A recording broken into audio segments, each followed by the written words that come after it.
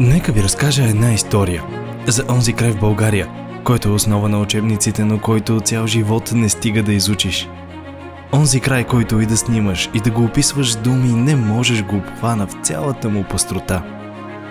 За друмите, изтъркани от обущата на знатни майстори, самите те една епоха в архитектурата и дърворезбата, в иконописта и майсторлъка. Край винаги огрян от слънце. Слънце, родено от ръцете на същите тези знатни майстори. Майстори издигнали кули, символ на смелост, умение и напредък. Дръзки майстори, за които няма сглобка твърде сложна, няма извивка твърде трудна.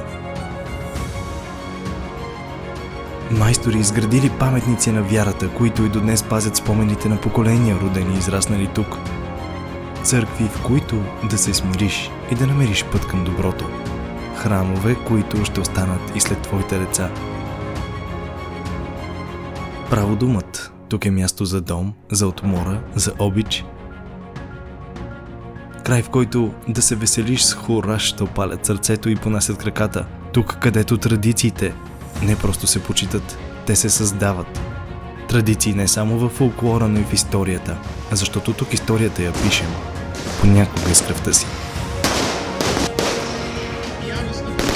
За бъдеще пред Бога ще отговарям. Амин!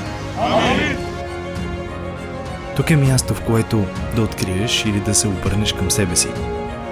Това е онзи край, в който да живееш смело и да пазиш здравето си, да учиш децата си на спорт и да не се тревожиш за тях. Това е онзи край, който не просто е дом на колофичето, а е живият пример за неговия завет. Не товари, дето да ни делят да вдигаме, а мостове да ни събират. Край, в който часовникът върви различно, защото времето е друго. Време за приятелите, време за семейството, за свързване с корените, време за истински неподправен досег с природата, с нейната ласкава страна, с нейната могъща страна, с нейната романтична страна. Това е нашият край, нашият рай. Добре дошли в Дряново.